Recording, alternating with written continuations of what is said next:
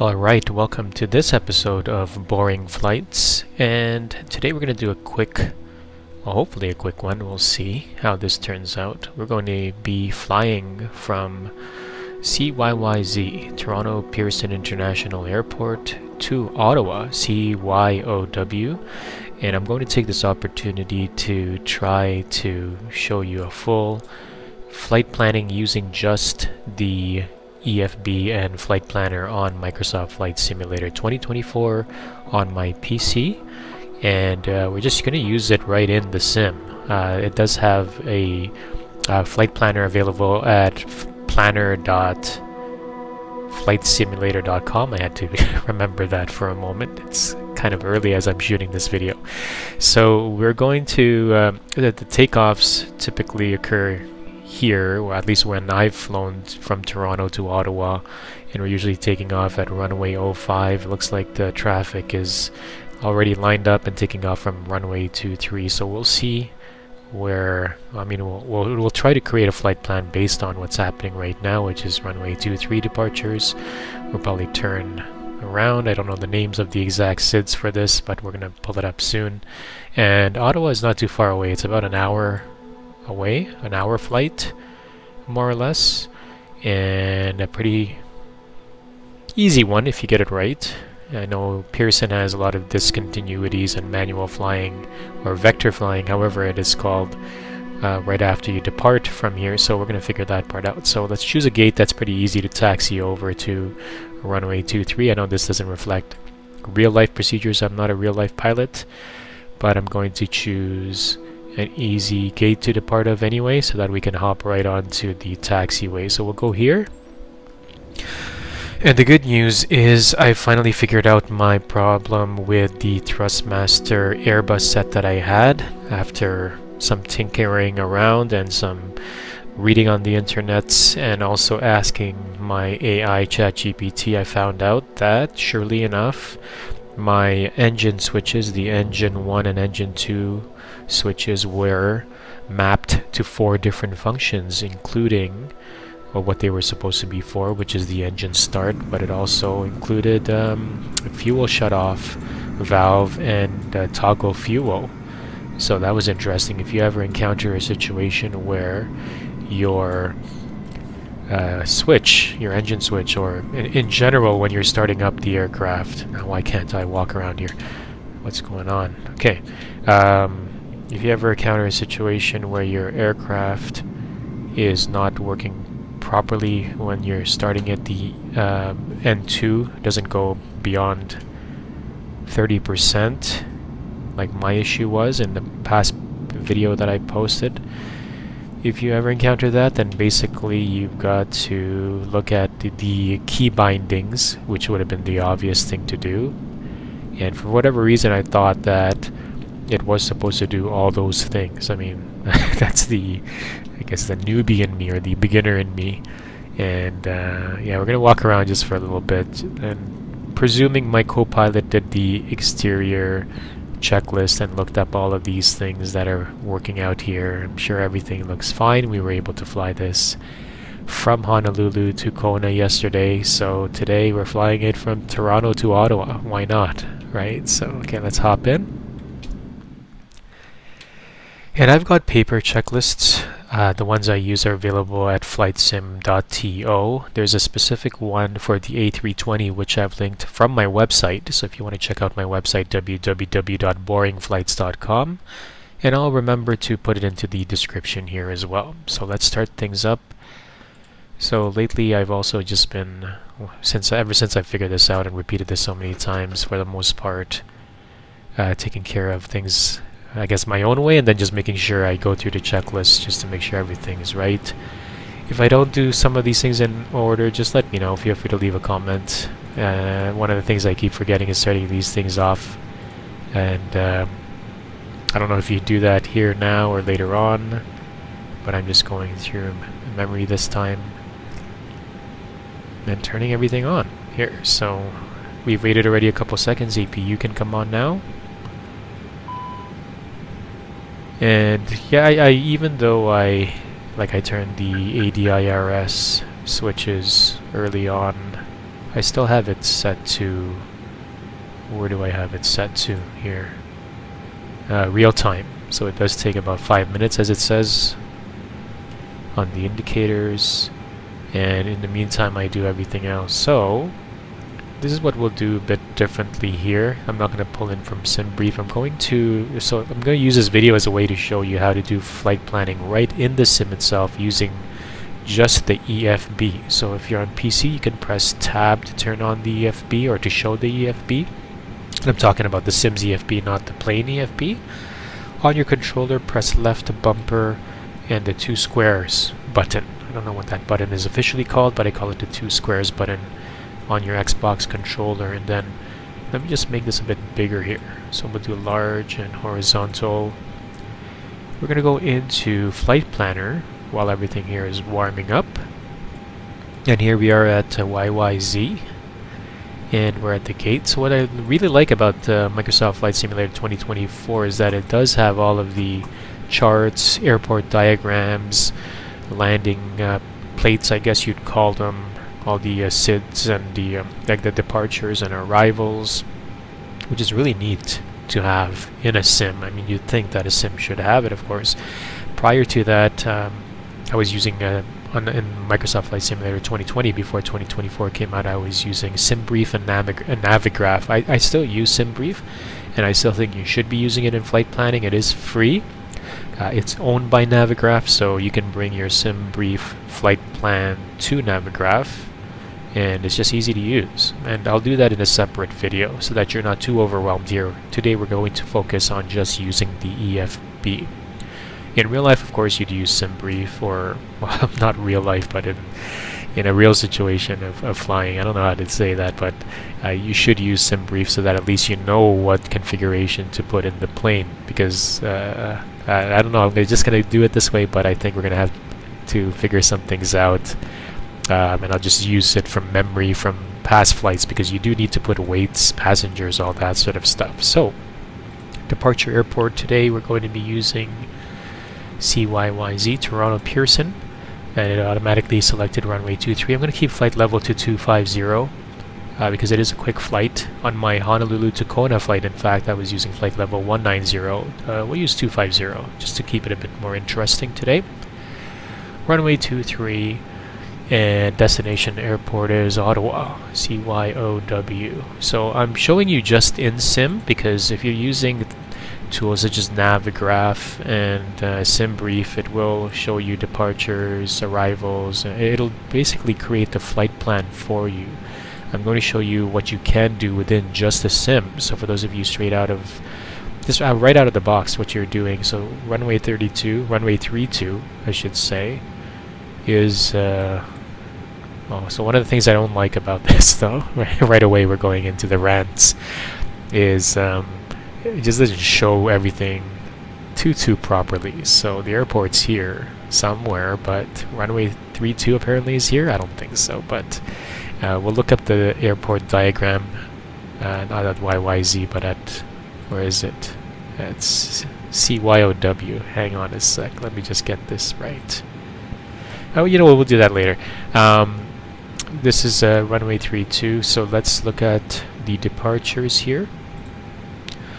Departures you can choose. Now, I'm showing you the constraints of using this just in the sim. If you're using SimBrief, it will suggest it will actually tell you the departures and arrivals based on your flight plan being generated. So, if you're using just in the sim EFB, you've got to be aware that you have to be aware of the fact that you're going to have to know what the departures are, and one way to do that is, if you don't know them off by heart like I do, obviously, because I'm kind of new at this, you just have to go through and kind of figure out which departure to use. I mean, obviously I wouldn't use that because I end up here.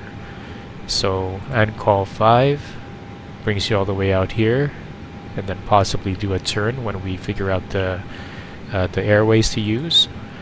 Arrow 4 brings you up here, so it's just straight, seems like runway heading, and then from here it's manual to the next waypoint. This one we definitely won't use. That's 3. maybe, but again, it's still bringing us far. I'd like to see something that brings us closer to something like this, for example, the Bomet 8, which is in fact what I do use when I was flying this on Flight Simulator 2020. I remember using the Bomet 8 for this. So what happens is basically you take off and it's manual. So either, again, forgive my terminology or forgive my concept if I'm getting this wrong, just write it into the comments. The ATC would vector you over, so they'll tell you what heading and all that sort of stuff to use to get to here, to Maven. And then once you're here, you follow the flight plan. So what I'll likely do if I use this is on the flight computer, which I'm going to probably end up programming manually anyway, and I'll show you how. I'll go this way. So it's a bank left to Maven, and then it'll follow the rest of this departure to Bomet. And then what you'll see is that for the Ottawa, it's pretty simple. Like it'll bring you along here, and then I believe it's going to be the capital 5 arrival. So we'll see if I'm right. So we'll do Bomet 8 transition direct. So here I'll show you what the transition does. Again, I'm not a pro at this, but I'll just show you the difference. So Iptos will bring you there. Miglo will bring you there. So the transition is basically where I think I use Myvok. Again, pronunciations. This is what I typically used when I was flying this in 2020. So Myvok, and then capital 5 is going to pick up here. I'll show you what I mean by that. So that's Bomet 8. When you program this into the flight computer, the MCD using the MCDU, you'll see that you'll just basically be putting in the departure. You'll choose a departure, and all of these waypoints will be programmed in. And of course, it's going to be a discontinuity. So from the runway departure, you're just going to have to find a way to Maven. Either the ATC will vector you there, or what I typically do, just like what I do in Honolulu to Kona, is I use the direct function of the MCDU. So I'll press direct, and then I'll choose Maven as the waypoint. I mean, I know it's not the proper way to use it probably in real life, but we're just talking about a sim today, okay? The approach procedure, capital 5. Actually, no, sorry. Approach is what you're going to use to land. So I use the ILS 3.2, and you see ILS 3.2. There's different ways to get to it, either from Texan, from here, Volag, Wado. So we're going to use Volag today. So what will happen is that on the capital 5, you'll see it's going to bring me from Myvok. So Myvok so the flight planner basically just drew directly to the runway, or to the airport. So, but basically what's going to happen is it's going to be a capital 5 arrival that's going to bring you here, and then bring us over to turn to Volag, and then to land at runway 32. So I'm going to change the procedure to that, and the arrival will choose capital 5. This one I know off by heart, and it seems like there's a manual here. But I think what will happen is at Volag, we'll just go to Texan. So in my next videos, if you stay tuned to them, you'll sort of see the difference in flight planning when you're using something like SimBrief, because it'll draw this all out for you. You don't have to really guess at it. But here, what it seems that's going to happen is Myvok to Lanark, but what it's telling me actually. This is interesting. So capital 5 arrival looks like that, but the flight plan that I currently have brings me from Myvok right to Volag. So again, this differs from real life procedures. So I'm not a pilot, I have no idea what the real life procedure would be, but presuming we would have to choose the arrival that makes sense. Now sometimes, I mean, again, I can't comment to real life procedures, but the ATC typically would be telling you, or whatever flight planning stage you're at would tell you which arrivals being used, what runways are being used, and all that stuff. But let's see if I can make this make sense, okay?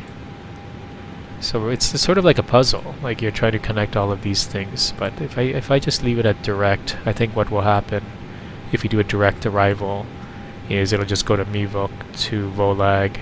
So let's just keep it like that for now. I usually use a capital 5, but just for the sake of this, we'll use that. So here's a summary of what we've done so far. We've selected runway 23 as our departure runway. We chose the, let me bring it back to you, Bulmet 8 as the departure procedure. And so Bulmet 8, it starts at manual right after you leave the runway. ATC may vector us to Maven. If not, we're just going to go direct. Now this is really important because obviously there may be planes taking off and landing, and you don't want to cross paths with them, so ATC will typically instruct you based on that. So from Maven, these are the waypoints of the Bulmet 8 up to MVOC, and then here instead of using the capital 5, you would be using an arrival procedure, but we're just going to go MVOC straight to the approach, which is the ILS 3-2 approach. Okay, and I'm going to show you the charts for all of this. I think what we're going to do is probably spend more time talking about this procedures in this video versus actually flying it, but we'll see if I get to actually fly it, depending on my timing today. So that's that. So what I'm going to do is I'm going to send this to both ATC and avionics, and I'm going to show you what that does, because it doesn't actually put it into the flight computer. One thing you will note, and this as well as in future flights, is I still do this anyway, no matter what. If I prepare the flight plan on SimBrief, bring it to Navigraph, which I also have as an app here. So you'll notice if you have Navigraph installed and you've installed it onto your sim, you'll have access to it here. But we're not going to use it today because I want to just show you this. But typically I would still put the flight plan here, and the reason why is because if you are using the ATC within the system, within Microsoft Flight Simulator 2024, it will, if you did not change this, it will tell you to fly to flight level 400, for example, which makes absolutely no sense in this particular setting. I mean, if I'm doing a long haul flight, Toronto to Japan, for example, to Toronto to Tokyo, for example, then yeah, I'll fly that flight level depending on the aircraft's maximum ceiling, service ceiling limitations.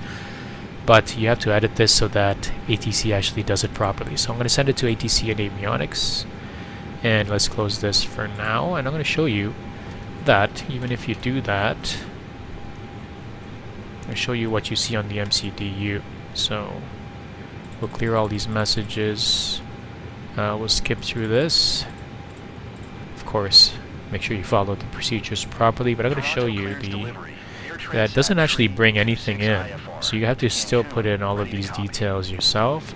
Even the flight plan does not show up. And that's part of just the way this works, right? So in SimBrief, if you did do this in SimBrief, which again I promise will be in a future video, you could actually bring the flight plan in here. I'm not going to click this because it's going to bring in the most recent plan that I did on SimBrief, which was my Honolulu to Kona. So here you can't really do much, I mean, aside from searching the METAR. So I'm going to put CYYZ here. Porter 153 is cleared to Ottawa Airport as filed. And it'll show me the METAR for current airport, which we'll need to know. For example, current temperature is 19 degrees Celsius. This is the altimeter setting to 905. Winds at... this is the time. Where is our winds? 0. Okay, so no winds whatsoever. And then we'd also put Ottawa's METAR so that we can see what's going on in Ottawa. Whoops, I did not do that properly. Porter 153, did you copy? CYOW.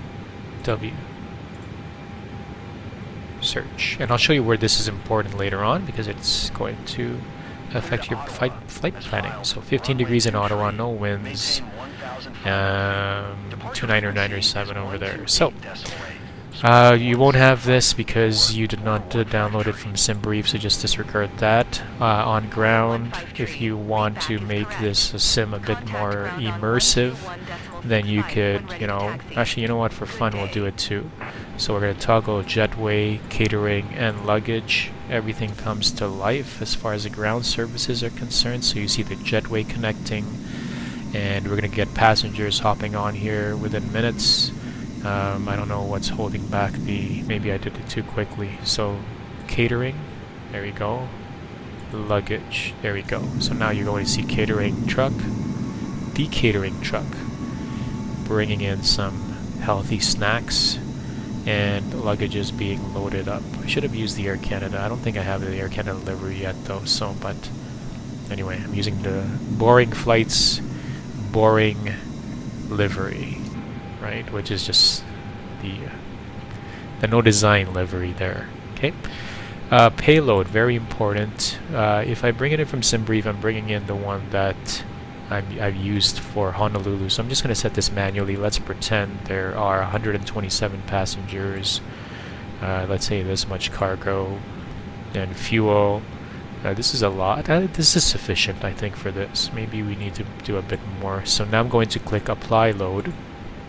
And I have 3 choices here: instant, fast, or realistic. So if I really want to be immersive with my flight sim and pretend that, or instead of using the word pretend, I want to simulate real life procedures as closely as possible, it'll be up to 40 minutes, but I want instant gratification. So I'm just going to apply to load. So here's your numbers. Live gross weight is important later on to see, and I hope I did this correctly, or at least I put in settings that'll actually be usable by the sim, so we'll see. Zero fuel weight, center of gravity is important too, because we're going to be entering that into the computer. Okay. Panel state, ignore that. Takeoff. So takeoff, this is one of the places where we're going to need 68,234. So let's just memorize that and put that in here. 68,234. Takeoff weight is very important because it's what's going to define your V speeds, V1, rotate speed, and V2. So runway, we're going to select, you know what, let's click sync here and let's see if it does something. Oh, this is not nice. Hello. Alright, surely enough I've encountered some issues. So Toronto clearance delivery. Porter 60 tree ready to copy. It is supposed to work. Hey, don't worry, whenever you see me make a mistake, I make a short video out of it, so I have no idea why that's not working, but maybe it's Toronto? Who knows? Everything else seems to be working, so I could at least select the runway. I have no idea why. Maybe it's because I don't have my any flight plan loaded up here. Okay, so you know what, let's try a couple of things. Let's try putting in our flight plan here. So let's let's skip that for a moment, and if you're using the MCDU or and inputting the flight plan into the flight computer, this is what we'll do to start. So you go to init, from and to, you've got to know the airport ICAO code, so CYYZ for Toronto, / CYOW for Ottawa, and that's what you put in the from to. Okay. Flight number, boring flights, let's call this 002. 001 is my favorite flight, which is Honolulu to Kona. 002 will be Toronto to Ottawa. That's what I'll use.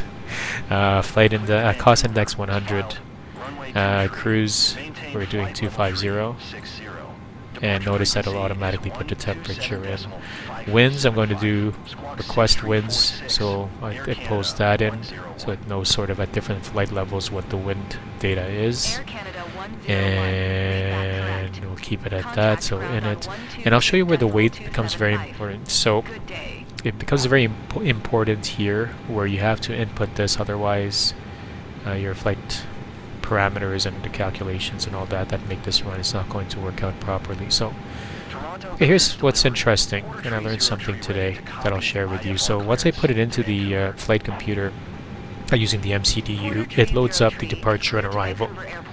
So I guess the steps would be to do that here, and if surely enough, if I followed the checklist as I'm supposed to, that's what would have happened anyway. So now that I have that, I can go back to takeoff, and there you go, it has synced, or it has brought everything in. We're taking off on runway 23, And if I press sync here, it's going to bring in all of the characteristics of wind, outside air temperature, the altimeter setting, all that here.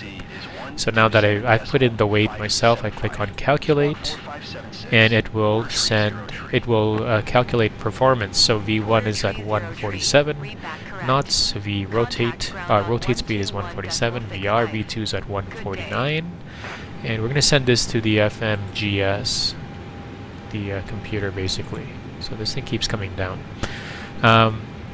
So now that that's done, you have your takeoff settings here on performance.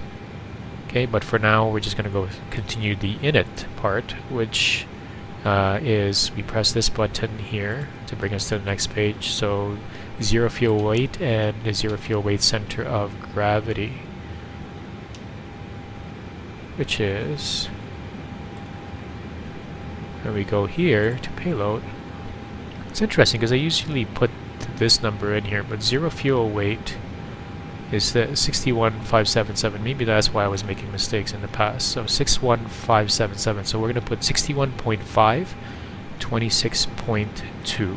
Okay, so up 61.5 dash 26.2. If I remembered it properly. Alright. Yeah, 26.2. Good. Then on the fuel on the block, I just click on this and it'll just put in a number. It just, I guess, predicts it, or based on all my other configurations, that's what it chooses. So we're good with that. And it gives me the trip time, all of that sort of good stuff. So performance is where you input your V-speeds. Now, there's two ways to do this. You could manually do it, which is you type in the number and then you press the buttons here, or you just press this button here, confirm takeoff data. So it already preloaded all of this, all of the V-speeds. So I could click on that, and we'll also give you the flap setting, which is config 1, and trim, which we control later on here once the hydraulics are on. 1.1, up 1.1. Okay, and in the performance, it shows you the different phases of flight. So when you click on next phase, it brings you to climb. So you notice that the cost index is still there. Managed speed is 250, 250 knots. Cruise, Mach 0.79, cost index 100. I think you could change the cost index. So let me see if I wanted to be a little bit more efficient. Yeah, there you go. Which automatically changes the speed as well. So let's say we wanted to do a cost index of 50, then it changed the managed speed. Descent, same thing. I guess it kept, you know what, did I change all of these now? Yeah. So when you change the cost index, I guess it changes it all across the board. So let's just burn more fuel because we're burning digital fuel anyway. So let's just keep it at 100 so we can go as fast as we can and get to our arrival, so we can make it for our business meeting. Anyway, approach. So this is where the METAR for Ottawa, you'll have to remember to do this. So this is for Ottawa, this is the date and time, and this is the winds. So 170 degrees 4 knots, altimeter 29907, 16 degrees Celsius. So let me see if I can remember that. 170 and 4, that's your wind. 29907 is your QNH. Temperature is 15. Let's see if I remembered all of those properly. 16. Okay, so I got everything else right except the temperature is off by 1 degree. So this is very important to get right as far as I've learned. So 16 degrees Celsius.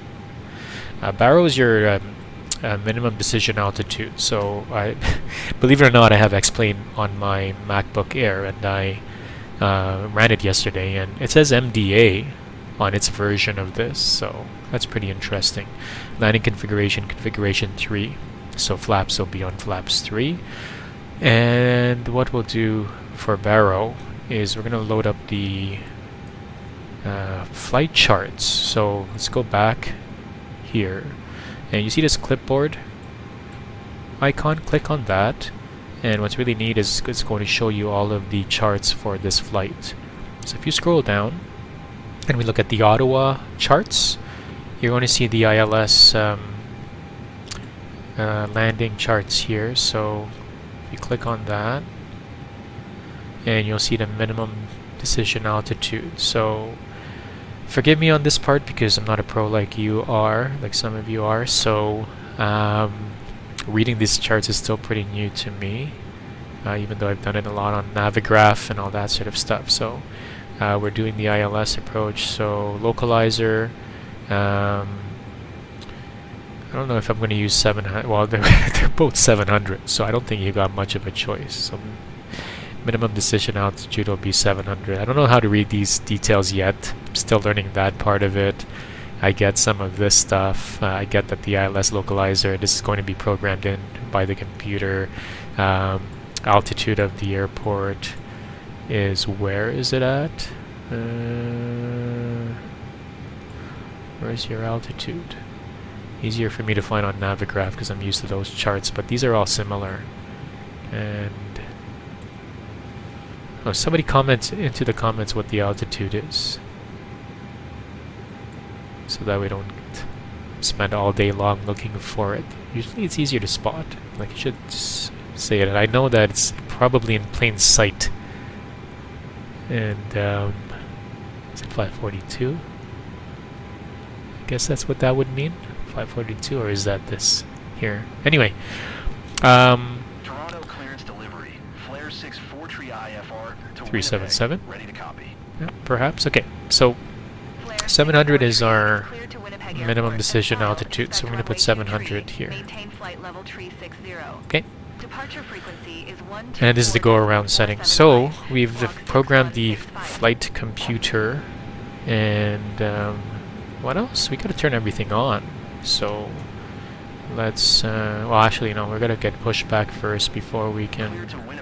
Well, we can turn electric off, APU bleed on, because APU is available. So, and how we know that?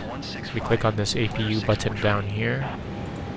You see that it's available. So engines are off. Electrical is still not on. Well, electrical, it's being generated by the APU generator until the engines come online, and then those generators will power the plane. But that's that for now. So ground, we're gonna toggle GPU. That's this thing here, which was providing power to our plane, but now we don't need it anymore because the APU is running, so that's going to be off. Cargo and the catering are done, so the only thing we need to do really is close everything off here and toggle the jetway so that it can detach from the airplane. There you go. Make sure that door is closed. There we go.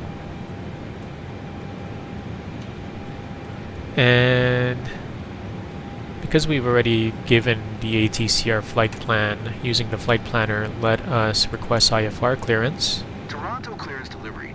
Airbus Alpha Sierra Victor Juliet IFR to Ottawa. Ready to copy. Airbus Alpha Sierra Victor Juliet is cleared to Ottawa Airport via the Bomb at 8 departure. MIVIC transition. Expect runway 23. Let me just flip something around here. 250. Departure frequency is 127.575. Squawk 0414. I don't know. Hopefully this recording comes out properly. Just gotta check something here. Runway 23. Maintain 250. Departure frequency is 127.575. Squawk 0414. Airbus Alpha Sierra Victor Juliet. Alright, of course, the newbie me of recording these long-form videos just wanted to make sure my microphone was working okay. Otherwise, I would have been rambling on, and nobody was listening to me this whole time. So we did get clearance. I had to stop the recording, and now I put it back on. So we're going to request pushback clearance now. Toronto ground. Airbus Sierra Victor Juliet. Gate 1 Tree Bravo. Information Kilo. Request pushback. Airbus Sierra Victor Juliet, Toronto ground. Pushback approved. Okay, so they've given us the pushback clearance. Doesn't mean that I'm going to get pushed back right now because I have to control that using this part on the EFB. I don't see any equipment around, but we'll see. As far as checklists are concerned, I'm going to dedicate an entire episode to just checklists, but I did just go through everything real quickly just to check everything's okay. Lights I totally skipped out on, so we're going to turn strobe on auto. Seatbelts I just flick all the way to on. Cooperates with me, no smoking on. Signs armed. And there's a whole bunch of complex checklists out there that follow sim procedures and similar to real-life procedures, so make sure you follow those. I'm just going to be quick about some of this stuff and checking to make sure that everything is okay. Generator 1, Generator 2 will still show a fault because the engines are not on yet. Once we push back and start the engines, you'll see that on. And of course, you know, we forgot to do the tests on the APU, Engine 1, Engine 2 fire systems. So we'll just make sure these are okay. And that's good for now. Let's do the pushback, and how we do that is we press the button here, and then magically the equipment appears to do the pushback. And we have to make sure that our brakes are off. So I say this is this thing here. Whoops. We're already getting our pushback. So the new equipment is radio controlled, so they just push back the plane like this. We're going to request pushback to the right because runway 23 is on our left side, so we're going to push it back to the right here so we can enter the taxiway a lot easier. Then once we're on, as long as we're not blocking any planes, I'm sure they can go around, we can do the engine start. So here we go. We'll just back up a bit more.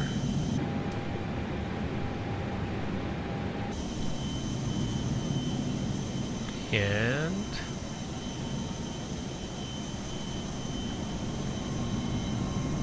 I guess it's trading us out now, but you know what? Just keep going to the right. I don't know why it's doing that. I guess this is where we're going to end up. So let's turn our parking brake back on so that we don't end up moving. Make sure the ground equipment has cleared. Of course, in real life you will only see it in the cockpit, so they'll usually signal us and we'll wave back at them just to make sure they are in the clear. And we're going to start the engines now, so as far as I'm concerned, we're all good to get the engine started because we do have the APU available, and we have APU bleed on already. So on my physical Thrustmaster Airbus throttle quadrant, I'm going to flip the switch to ignition start, and then we're going to start engine 2. Engine 2 starting. Flick that on, and we're going to monitor the engine start here. So N2, we're looking for it to reach 60%-ish. And if it does on this recording, that means that I properly fixed my throttle quadrant issues. So we'll let that warm up, and on the outside you get to see it. There, see the engine spinning. And of course, turning the engine on puts my computer resources at jeopardy. I'm running on medium graphics settings, by the way, universally. Okay, I love hearing that sound. So there, we're at 48, 49. Okay. So that reminds us to turn on some of the weather stuff. So weather, wind shear, prediction. I'm making up my own terminology as we go. Please feel free to correct me.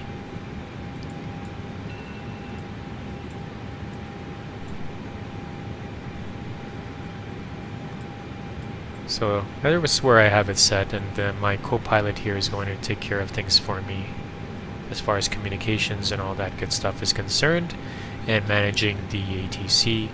And our engine is now available, 69.2. We have generator 2 default indicator is now off, so that means it's available. We'll start engine 1 starting, and we can monitor all the electrical. We're going to be able to turn off the APU soon. Hydraulics, all good. Fuel on board, we've got plenty. Bleeds, engines, or we can just click all here. We'll see all settings. Toronto ground. Airbus Alpha Sierra Victor Juliet with Kilo. Ready to taxi. IFR. Flaps, we're going to go to flaps 1. Airbus Alpha Sierra Victor Juliet. Taxi to and hold short runway 23 using taxiway Alpha Tango, Alpha Hotel Quebec. Contact tower on 118.35 when ready. Taxi to and hold short runway 23 via taxiway Alpha Tango, Alpha Hotel Quebec. Airbus Sierra Victor Juliet.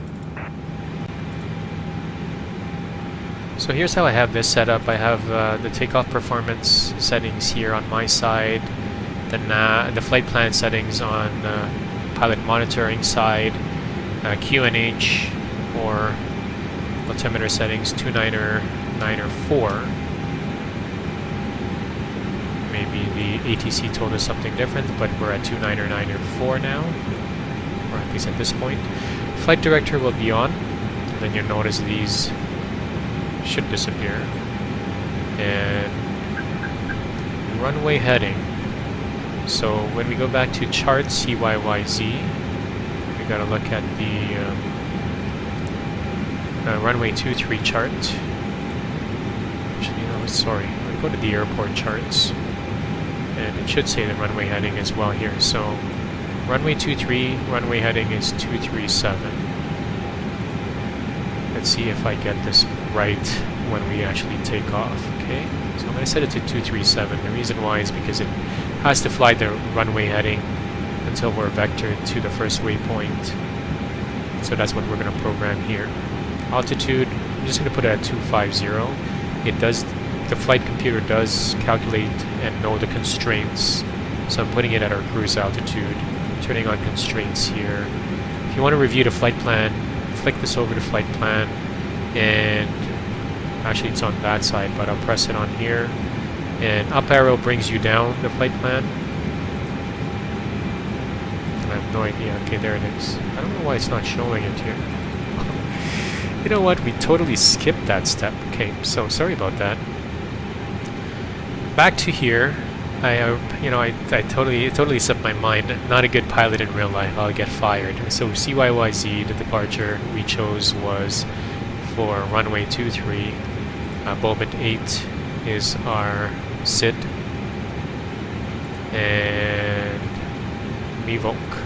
Insert. Okay, so there we go. And it's a good thing I checked that, because otherwise I'd be winging it by the time I took off. Arrival, we have ILS 32. We are not using an arrival, we're going direct.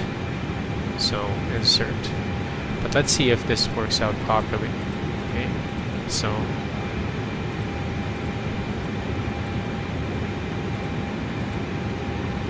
CYYZ 23 manual to Maven, and it brings us all the way to MIVOC. And from MIVOC, it'll go to the Texan. Let me just pull up my charts here, see how we did it here. So MIVOC, actually, we brought it to Volag first, and then Texan. So we can either just fly it directly to Texan, but this is how we filed it. So I'm going to show you if this works out properly. Right before Texan,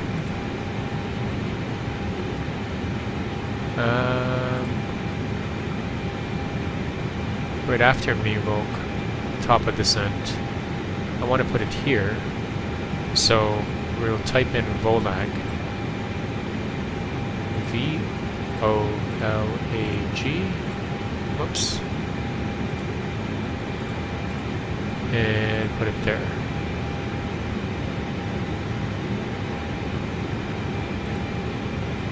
See?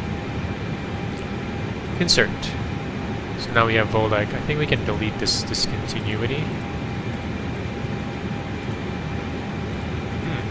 I don't know why I can't do that, but right after MeVoc we have Volag, right after Volag we have Texan, even though it says there's a flight plan discontinuity. So let's see what that looks like here. And this doesn't make sense because Volag to Texan, I should just be able to delete this, but it's not allowing me for some reason. Clear, oh there it is. I finally figured it out. Okay, I was pressing the buttons the wrong way, so if you want to clear a discontinuity, press clear first and then clear that. So here's what our flight plan looks like now. Again, down means up and up means down. So if I'm pressing down, it goes up the screen to the beginning of the flight plan. So we've got CYYZ runway 23, Bowman 8 departure, brings us to a manual. So we're going to fly runway heading first. Oh, it's not keeping up as fast as I can. You know what, let's increase the range here. So now you see that it's manual. It's going to just keep flying you there unless you go to Maven. So we'll see what ATC says, otherwise we'll go direct Maven right after takeoff. So Maven, then we'll go through the Bowman 8 all the way to... Just keep going here. You see all the different waypoints that's been programmed in. We did that just now. Tsuk, Taleb, Bowman, MeVoc, and then MeVoc it'll go to Volag to Texan, and this is where I'm showing the constraints here. That's basically the altitude constraints. If you turn that off, it'll turn off the constraints, which were those pink numbers there. Waypoints shows waypoints, which is not loading up, but here's the constraints. Okay, so I'm going to put this back to nav. Actually, you know what, I like using arc, so we'll use this on arc. Put it back to 10. They've got runway heading here. Altitude is at 250. Speed is managed. When you see these dashes, it means it's managed. If you click on this, I turned my heads-up display or the handy labels off now, but you can choose select or manage. Selected mode, like this is in selected mode, you'll see the number. So whatever the number is there, that's what the flight computer will follow. If it's in managed mode, it uses what you programmed here as the speeds and parameters. Okay. All comms will be managed by our co-pilot. And you know what? Let's get started. Okay. So now we're going to taxi. Before that, though, let's turn off APU bleed and let's turn off the APU. We don't need that anymore. Everything still looks okay in the overhead. I'm just going to turn some of these on. Sorry, I'm taking some shortcuts here because I know I'm going to forget this later on. In real life, this is probably not what's going to happen. You'll probably be in taxi, all that sort of stuff. I'm just going to turn everything on now. Okay. This one I forgot to turn on earlier. If I was following the checklist properly, it would have been on. All the other lights are on, okay? And one of my next things that I always forget is also to turn on chrono, which is a timer. So I'm not going to turn that on now because obviously we're still taxiing. So let's look at the messages. Brake is on max, auto brake is on max, parking brake still on, APU available, landing light. We're still in ignition, so we got to turn that off, okay? Which is this switch here. I've got spoilers armed, signs are on, cabin is ready, so everything's been done before even I was ready. So TO config button normal. Let's go to performance here and let's just taxi. Turn off the parking brake. Actually, you know what? We're going to do a brake test first, which is part of the checklist too. I turn off the parking brake and you see here, pressure gauge is here. When I press that, when I press it, it's supposed to move. I don't know why it's not moving, but maybe I did something wrong. Yeah. The parking brake didn't turn off, so here.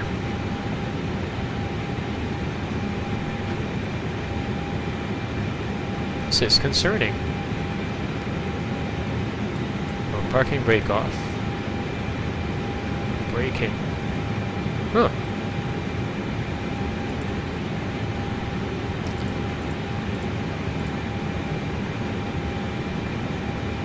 My rudders are working fine, but this is supposed to move, so Perhaps I didn't do something properly here. You know, we're going to pretend everything is okay just for the sake of this video, but I'm going to figure out what I did wrong here. And feel free to comment if you know what I did wrong. So, flight control tests, I have my side stick, flight stick,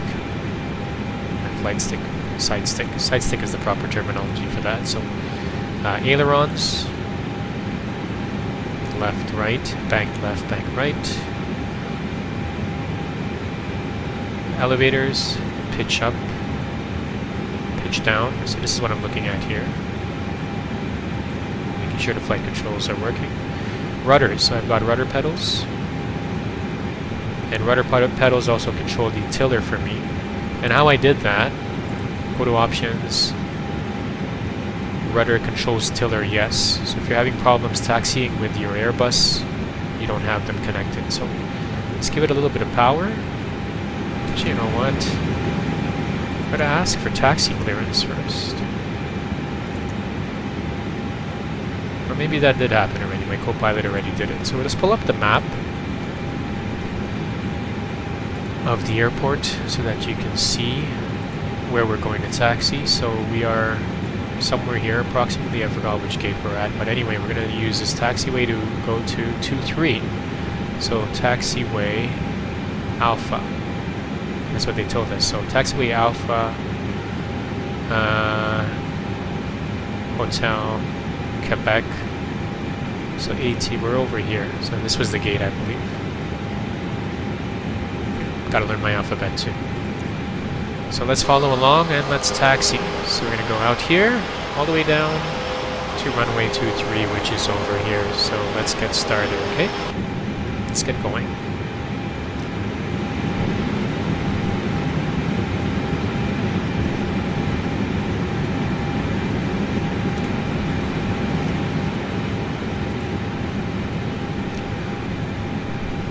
So I did also adjust my rudder sensitivity, or the response curve.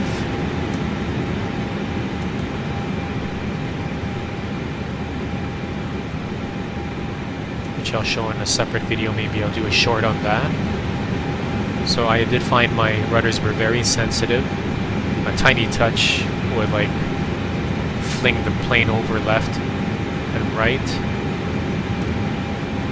So I adjusted them so that there's a dead zone. Contact ground on 1.175. So now I actually have to put a lot of effort to make that turn here,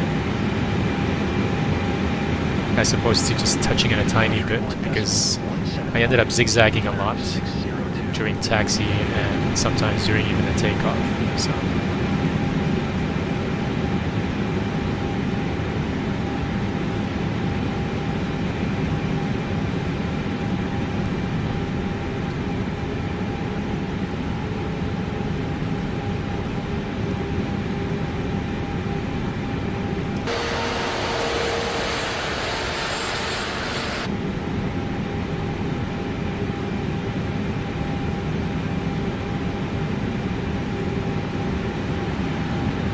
Usually around this time, there'd be a lot of traffic here. Let's slow it down. I think I'm going too fast here.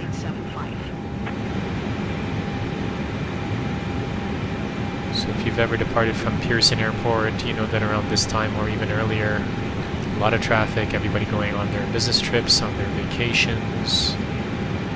So it wouldn't be this easy to get to runway 23. But for the sim it is. Okay, so I'd probably pass something which I wasn't supposed to pass, but there's no traffic here, so it's a Cat 3 runway. We're going to learn more about that later on.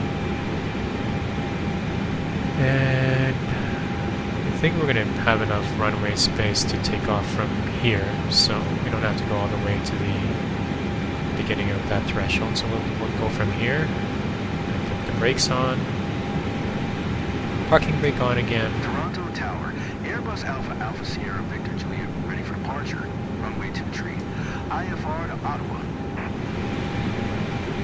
Airbus Alpha Sierra Victor Juliet, altimeter 29er 2, cleared for takeoff runway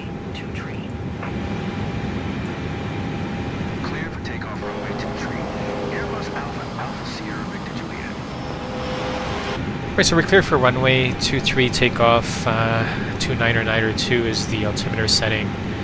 Flaps configuration 1. Spoilers are armed. Trim 1.1. Gotta set this to 1.1. So here's the trim wheel. It wasn't working earlier because the hydraulics weren't on. So there, approximately there, 1.1. Can't forget that. Everything else is set. Cabin is set. Everything's good to go. Auto brake is on max. This is where I forget to start the timer, so I'm going to start it now, and hopefully I didn't forget anything else. Okay, let's go. Actually, you know what? I'm going to load up the flight plan on my side because I want to be able to put direct to Maven. So you know, I'm going to do that now. Direct Maven. This does not reflect real-life procedures, but once they tell me to go direct to Maven, or if they don't tell me anything, the ATC, I'm going to click on Maven, and we're going to end up flying there. Okay, so let us turn parking brake off. So it's really interesting.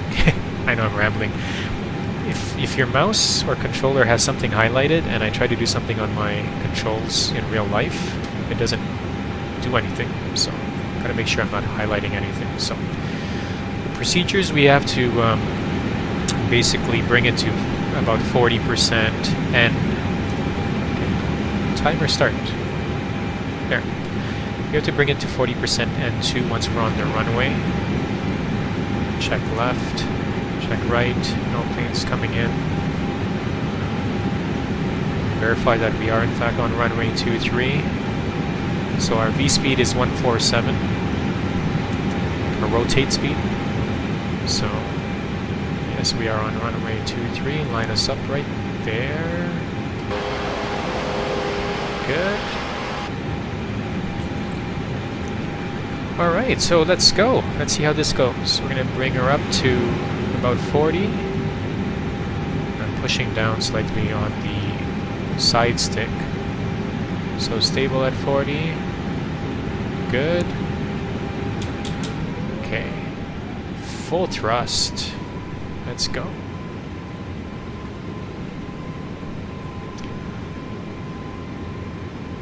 Gotta love that engine sound. So we'll stay aligned on the runway using our rudder pedals. And reach our V1 and rotate speed soon. So there we go. We're gonna pull back. Tower, order 2, tree, 7 ready for IFR departure. And we're gonna pull back. Runway 2 tree. There you go. And we are airborne. Positive rate, gear up.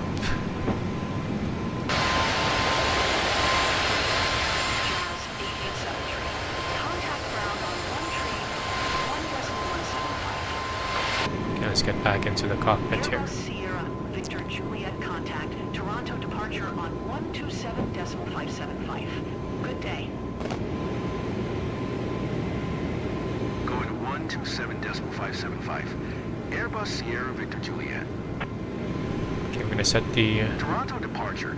Airbus Alpha Alpha throttle, Sierra the thrust Victor levers to Juliet, climb, passing 2,100 feet, flaps up. climbing flight level 250. Airbus Alpha Alpha Sierra Victor Juliet.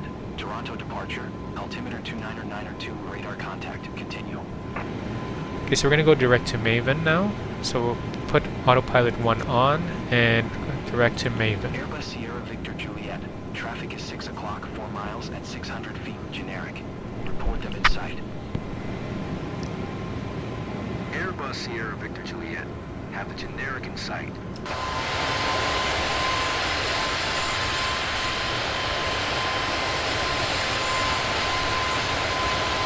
So surely enough, ATC, I don't know if they'll tell us later on to do it, but they just told us to continue, so we're going to Maven.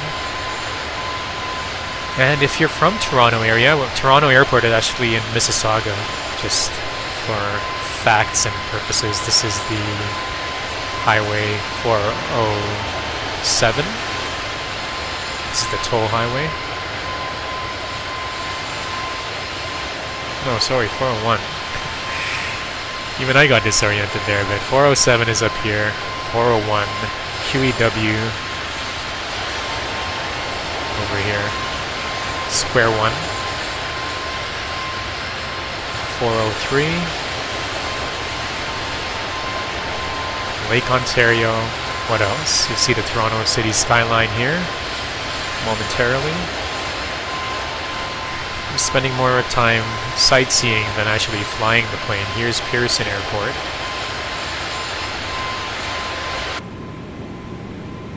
Okay, so we're on our way to Maven.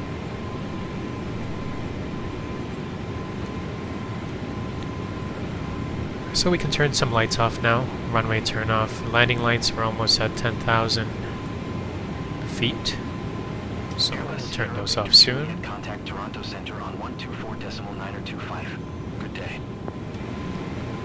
Make sure everything's okay here. 124.925. Airbus Sierra Victor Juliet. Toronto Center, Airbus Alpha Sierra Victor Juliet is at 8,800 feet, climbing flight level 250.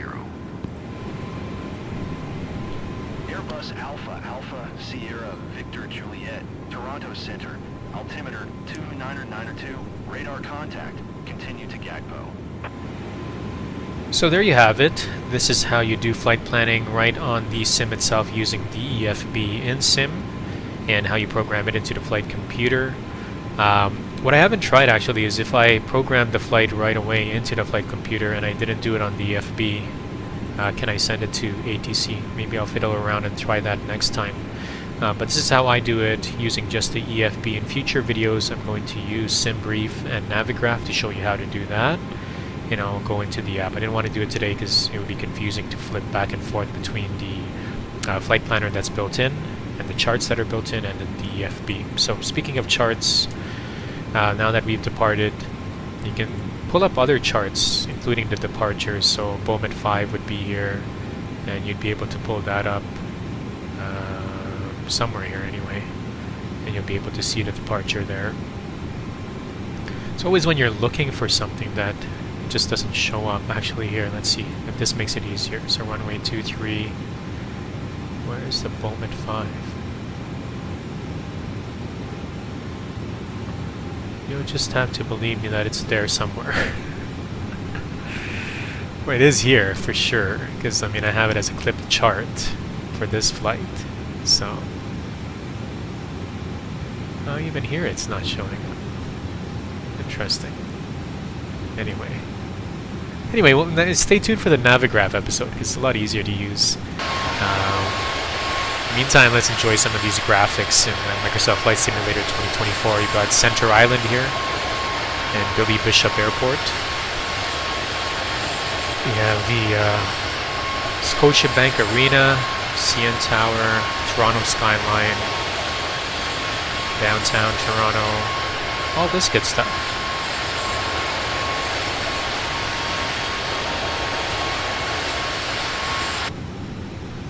So depending on what I do with this video, I may end here and do a part 2, which would be the actual flight and arrival into Ottawa. So if it keeps playing, it keeps playing. If not, thanks for watching this. Make sure you subscribe if you haven't already, and click like if you like this video. If you dislike it, click dislike and tell me why in the comments.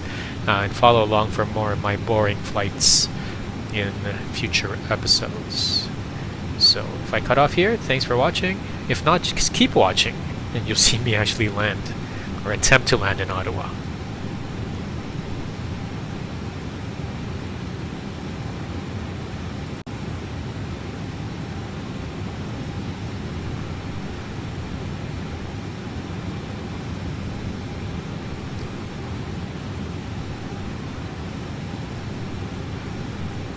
Alright, so we are flying to Ottawa from Toronto, so CYYZ to CYOW in an Airbus A320 Neo V2 by iniBuilds on my PC. And hardware-wise, I'm using the Airbus Thrustmaster side stick and throttle quadrant. Finally got it to work. And we are at flight level 170, just a bit above flight level 170. Just passing by the Greater Toronto area. Airbus Sierra Victor Juliet, contact Toronto Center on 134.25. Good day. 134.25. Airbus Sierra Victor Juliet. Toronto Center. Airbus Alpha Alpha Sierra Victor Juliet is at flight level 185, climbing flight level 250. Airbus Alpha Alpha Sierra Victor Juliet, Toronto Center. Radar contact. Continue to TESIC. So if you're joining this video, it may be in one whole part, continuous from my cold and dark setup, taxi, departure, or it might be part 2. So if this is part 2 of the video, make sure you watch part 1. If this is one continuous video, thanks for continuously watching this boring flight. So we did a cold and dark, we set everything up. I showed how to do flight planning, so if you want to learn how to do the flight planning, if this is part 2, make sure you watch part 1, or if you need a reminder, rewind or go back and play that part back, okay? So we are going to flight level 250, headed to Ottawa. We've got our flight plan programmed into the flight computer. We're hitting up TSUC now. And everything seems to be okay with the flight so far.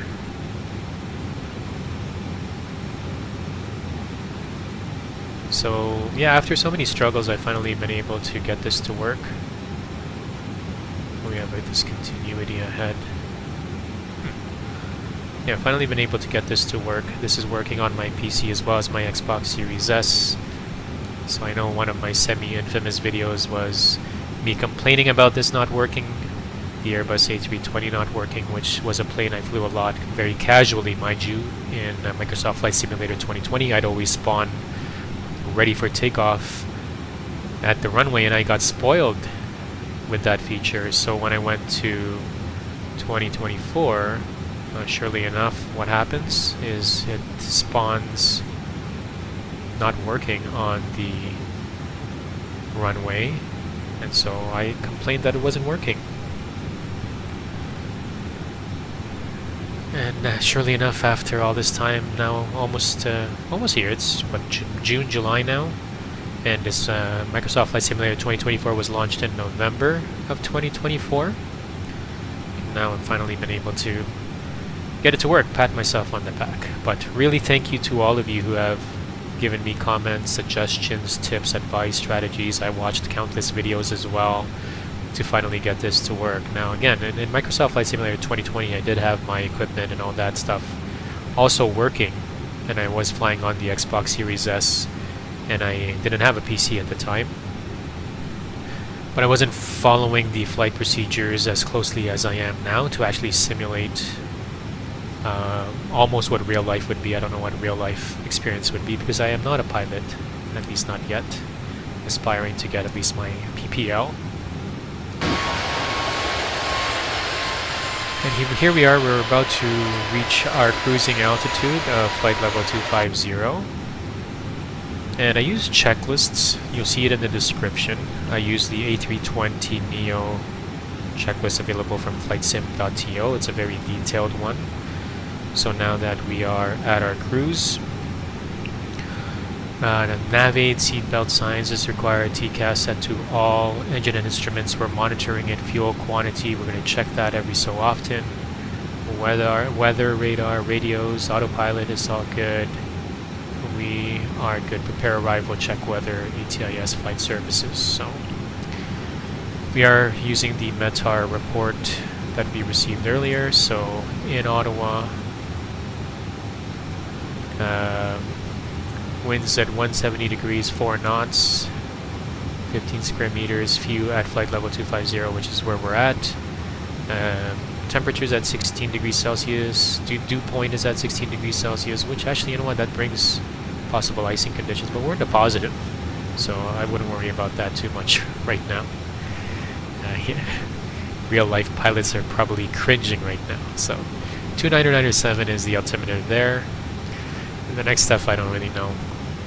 So I have to use a translator or a decoder for that, which I actually built one over the weekend. So if you go to www.metardecoder.pro, in fact I'm going to try to use that now. If you go to metardecoder.pro, which is a website I vibe coded, and you can take a picture of this METAR, and when you do, I'm doing that right now on my phone actually, so in fact let me do a recording of it just so you all can see. I mean, we've got time to spare, we're cruising. So METARdecoder.pro, take a photo of this METAR here and it'll translate it. So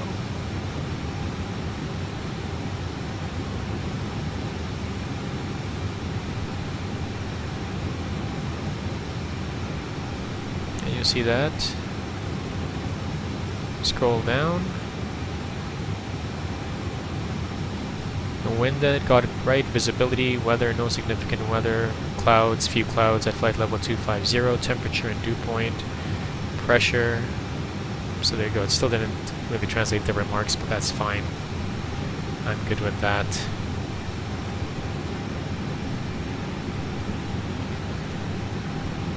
And this is a fairly quick flight.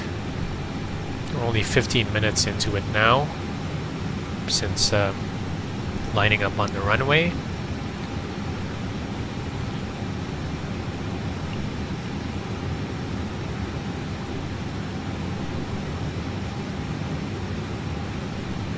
If you look at our EFB here, this is where we're at. So we're almost there. Bomit, then Mivok. Airbus Sierra Victor Juliet, contact Toronto Center on 124.675. Good day. 124.675 for Airbus Sierra Victor Juliet.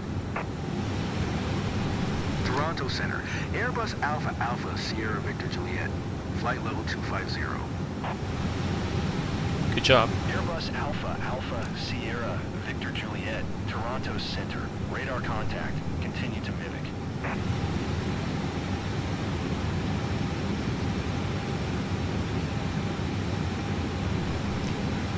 So we're headed to Mivik.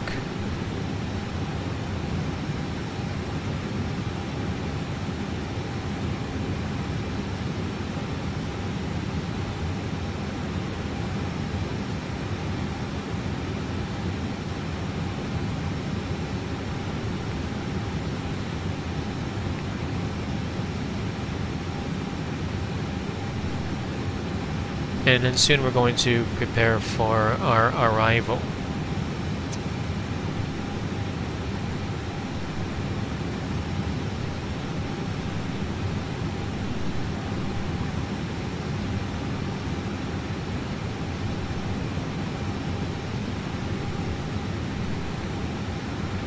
So question for you in the comments, I know that this is not too long of a flight and we will be attempting long haul flights, maybe what, 6, 8, 10, 14 hours? What do you define as a long haul flight?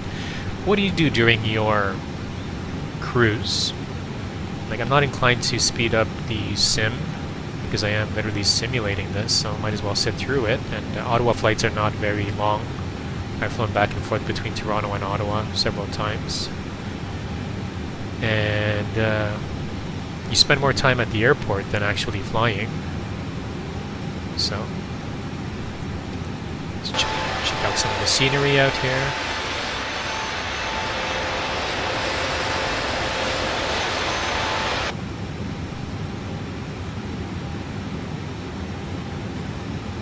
So yeah, type into the comments what you do during the cruise phase of your flights. Aside from, of course, monitoring and making sure everything is okay.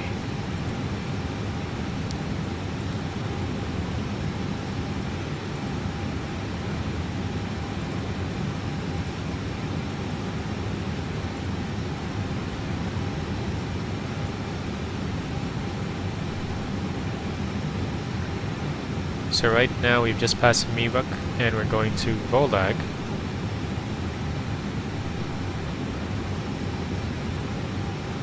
And then this is where our arrival will be and landing. So at this point it's going to be a good idea to review the landing charts. So we're going to go to ILS 32 at Ottawa. We'll pull up the charts here.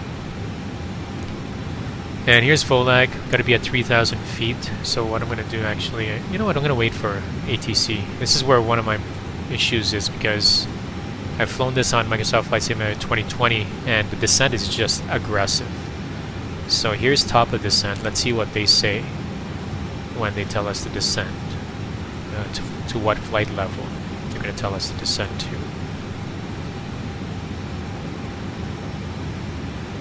And then we'll go through the charts.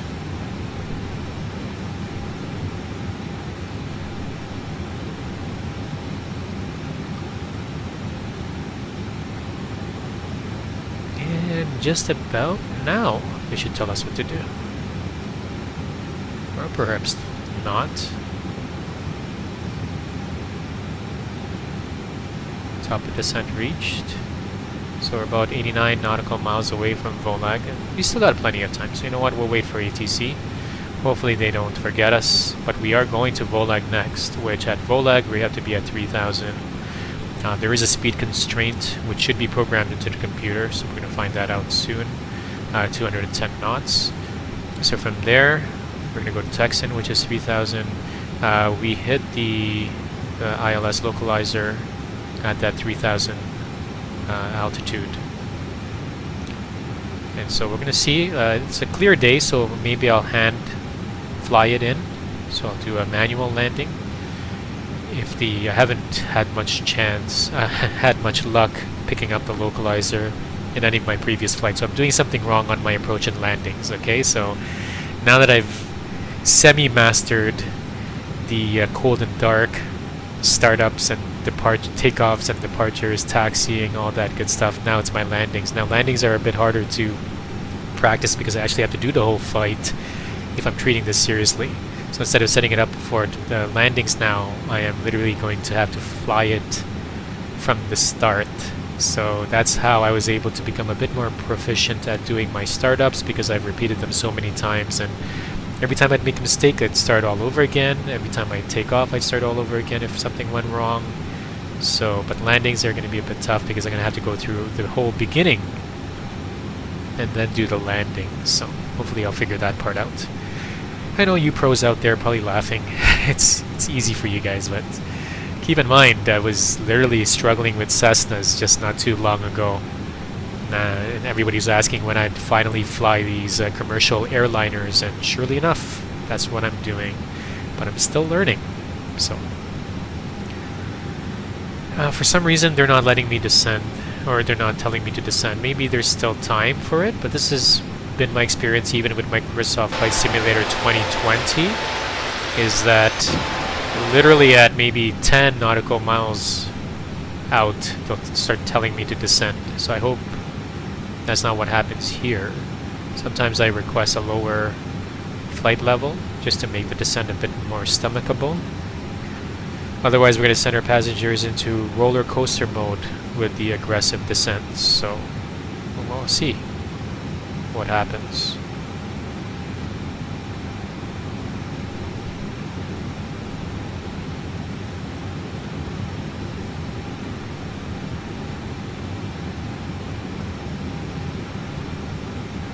So just to prepare in advance, once we start our descent, landing performance, we're going to review top descent.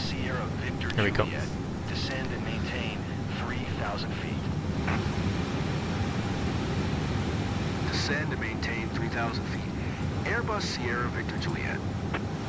So right when I'm just about to talk about the Airbus land. Sierra Victor Juliet. Maintain present heading and altitude. Expect ILS runway tree 2 approach via Vola transition. Clear to Volig. Maintain present heading and altitude. Expect ILS runway tree 2 approach via Vola transition. Clear to Volig. Airbus Sierra Victor Juliet. Right, so we're clear to Volag, which is where we're going. And I was saying, just right as about to go through the descent checklist, that's when they tell me to do it. So what I did basically, for our fellow newbies here that are just figuring this out for the first time, there's select and manage modes. I put the altitude to 3,000 and I pressed it. I press or pull. I'm using my middle mouse button. So it's a press on the middle mouse button, but I believe it's a pull in the real life one. So Pull means you're in selected, push means managed, which means the flight computer is the one taking care of it. As you notice, now we're in descent. The thrust levers, my Thrustmaster thrust levers are on idle. The thrust is on idle, but my thrust levers are still on climb. So I don't know if that makes sense. I'm just confusing you guys. Approach briefing. Yeah, we're good with that. Nav aids, de-ice, EFIS, constraints shown. Yes, so we've got that. Descent speed at we're at flight level 200, so we're at 0.73. So yeah, that's about right. 0.76 at 240, so that's fine. Terrain. I don't think I've ever turned terrain on here. Have I? So.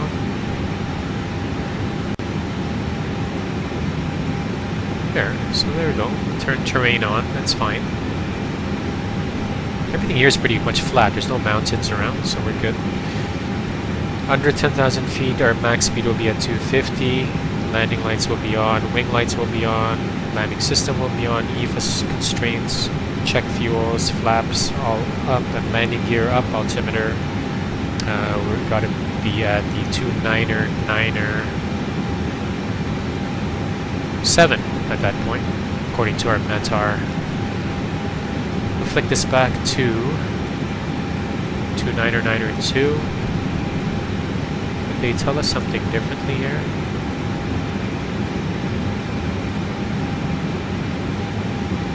Yeah, they haven't said anything differently, so we're still at 2. And we're descending into Ottawa. 42 nautical miles away from Voldag. And everything seems to be going smoothly so far. Okay. Just enjoying these medium graphic settings. I'm going to tinker around with that. I'd love to upgrade my graphics card to see some of what you see. Some of you that have the 4070s, 4080s, 4090s, maybe even the 5 series, but budget doesn't allow for now, so I'm going to have to save up for that. In the meantime, I'm enjoying the flight sim, and it is working for me, so.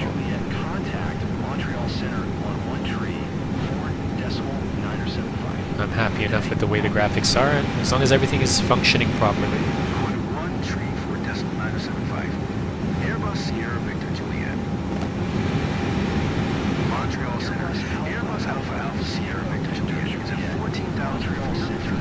Descending 3,000 feet. Radar contact. Continue to Bolling. Alright, we're going to Bolling.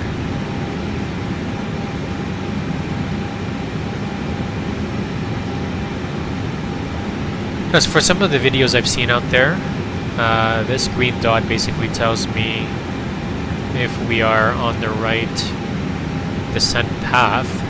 Again, forgive my terminology, feel free to correct it in the comments.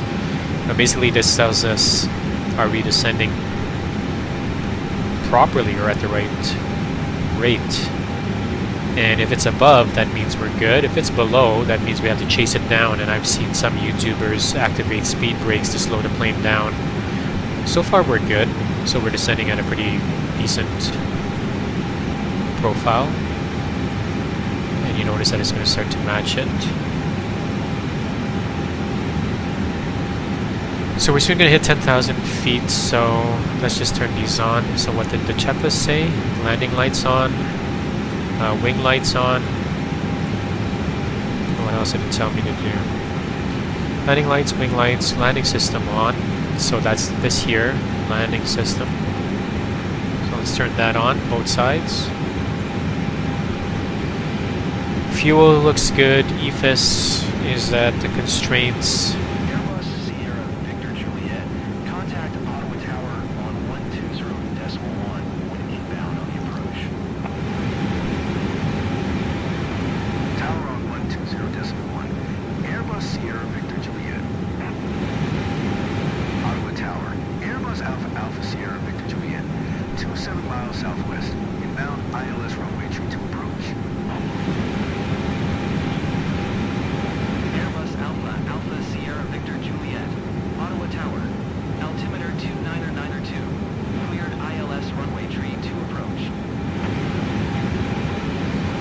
Alright, so ILS runway 32 approach. Airbus Sierra Victor Juliet. alright, so on the approach, I'm using my paper checklist here. Seatbelt signs will be on, radios are set. I'll let my co-pilot do that. The landing lights are on. Press approach. So once we get to approach, we'll do that. AP2 will be on. FCU speeds managed. Localizer, glide slope. Check if it's armed. Captured. We'll see. S speed will be flaps 1 go around speed set. Flaps 2 when we reach F speed. Landing gear will be down. Nose wheel lights will be on takeoff.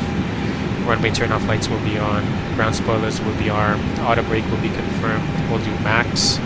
ECAM. Check the wheel page. Landing gear 3 green. And then flaps will be 3. So we're going to follow all that as we reach the approach. I'm just reviewing it in advance. We're going to advise the cabin crew that we're landing. Landing memo, check no blue. Auto throttle, speed mode are off. And de-ice off. On the final glide slope descent, we're going to establish 145 knots. Parking brake, we're going to verify that it's off. I guess you'd have to turn on the parking brake once you depart. I maybe missed that earlier. Autopilot off if no automatic landing. So we're gonna see what we do here. So getting close. Let's check where we are on the charts.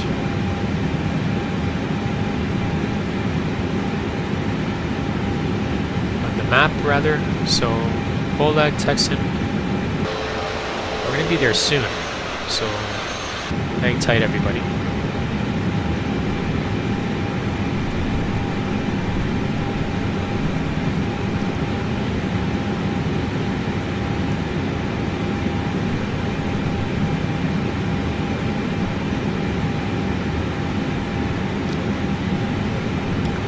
So what I was going to do actually is study the landing charts here. So as we go to CYOW ILS localizer, runway 32. So at Texan we'll be at 3,000 feet, and at D8.6. And this is the distance measuring equipment, if I'm not mistaken. 8.6 out from the threshold. And 320 degrees, the runway heading. That's where we'll start our descent. Hopefully we'll capture the localizer, the ILS system. Minimum decision altitude, we already had it set at 700 because we're using the localizer. If we're using the Cat 1, 580, but I have no idea what I'm really talking about. Just saying stuff as I'm reading here. So I haven't used the Cat 1. We're using the localizer for today, because that's what I know how to use, and even that I barely know how to use it. So there's a radio frequency for the localizer, and we're almost there. So I presume the computer should know how to. Well, that's really coming up fast. This is where my anxiety begins with these landings. So I'm going to do my best for you all. So seatbelt signs are on.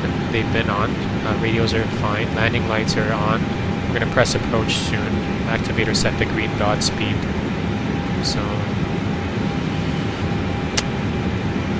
I have no idea what that means. Maybe somebody can tell me. Is it safe to presume that I'm still okay with the with everything in the performances? We're right now in the descent, so it's still managed speeds. So speed limit exceeded. I guess I'm going too fast. The approach speed would be 135. I think that's going to be low though. So let's do it to 145. Pretty sure something's not right there. So we'll do that.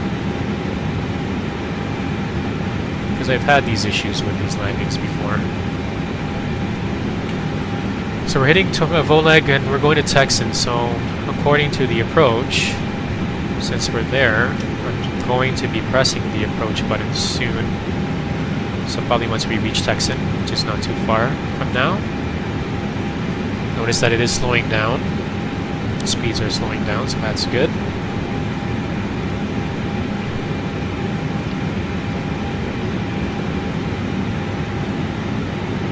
Because there is a constraint at 190, and I think that's what it's trying to tell me here.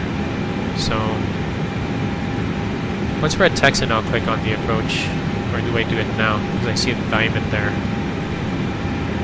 So we're still a bit above. Maybe a tiny bit of speed brake to slow down the plane even more. So that we actually hit the localizer. So we're supposed to be at 3,000 right about now. So I've got my speed brakes on. You notice those up there. To slow us down a bit. Okay, so we should be fine. Alright, this is it. So we're going to press approach. Press autopilot 2. MCU speed is on manage. Localizer glide so. Let's click on it. Yeah, we're lining up, so let's click on localizer.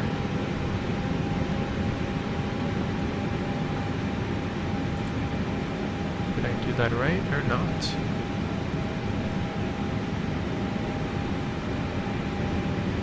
Yeah, hopefully I am.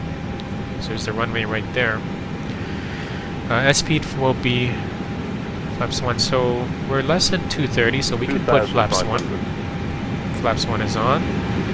Go-around speed hopefully is set. We'll have to deal with that later. F-speed later on. Okay, so let's see if I'm doing this right. Yeah, you know what? I captured it. Awesome. I think we're way behind though, so let's put our gear down. Gear is coming down. Clear to land. Awesome. We are clear to land. That's good news. So this is where I kind of check cabin. Arm spoilers. Flaps have to be full now. So let's do that. We'll do flaps 2. Let's slow us down a bit.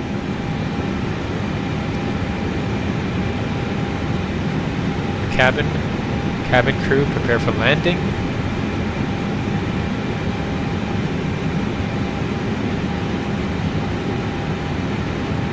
And flaps full. No, flaps 3, sorry, not flaps full.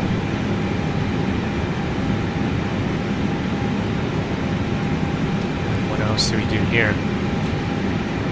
Nose wheel lights, we gotta make sure these are on. 1,000. Oh, great. Okay, let's go. Let's go, everybody. Here's our landing. So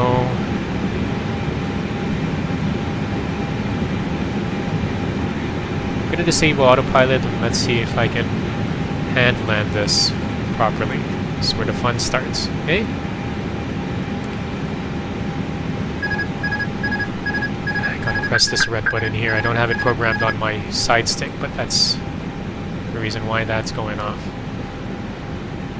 So we're just going to keep following that diamond all the way down and make sure we 400. Whoops. Yeah, this is where things get wonky. 300. Keep yourself aligned. Whoops. 200.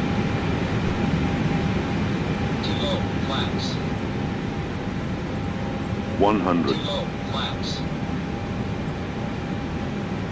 50, 40, 30, 20. Not on Retard. center line. Retard. Idle. Retard. Retard. Whoops, we're floating. Retard. Oh Retard. boy. Oh my Retard. goodness. Okay. I am sorry about that.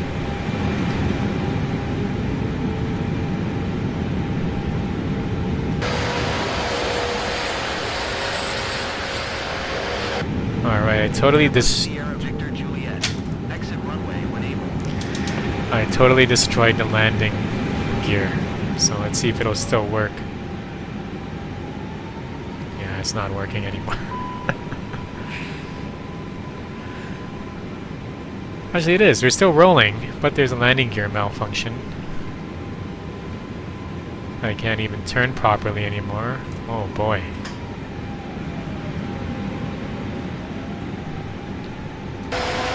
Well, that took a turn for the worse, didn't it?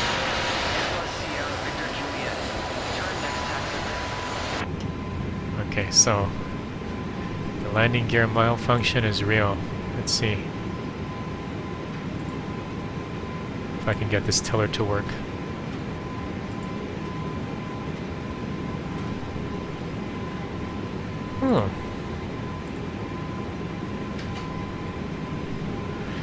Okay, so it is not cooperating with me. The tiller's not working. I guess that's part of what I totally destroyed. And now, as a result, nobody can land on runway 32.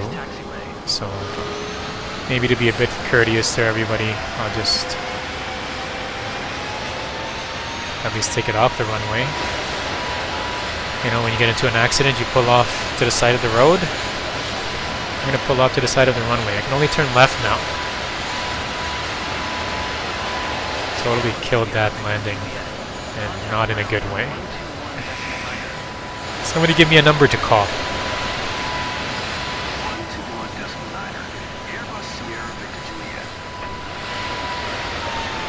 Well, there you have it. I totally destroyed the landing, and look at that landing gear. That is totally destroyed. Oh my goodness. The simulation is real. It's as real as it gets. This is what happens when you can't land properly, and the flight was otherwise uneventful, and this is what I mean by I've got to practice my landings more. So I don't know, I hope you found that educational and maybe entertaining. This would not be funny in real life, because now I've caused Ottawa Airport to shut down and flights can no longer come in, and now they're all being diverted to Montreal. And there you go. Landing gear broken, rough landing on this boring flight. So I've got to work on my landings. Thank you so much for watching this. If you like it still, make sure you click like. If you don't like it, click dislike, comment, and subscribe. Thanks for joining me. We're going to try this again in the future, and hopefully I'll get my landings right. Thank you. Bye for now.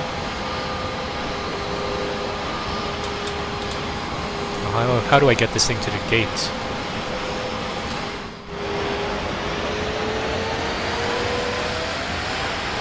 I need to call a tow truck.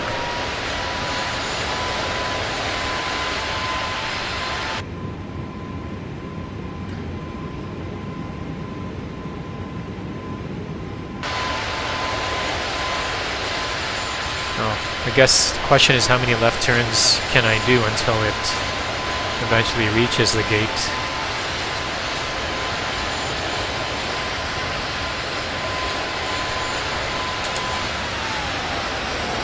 At least try to get it off the runway area so that the planes can land again. Anyway. Oh, that's it. It's going to be a very expensive repair bill.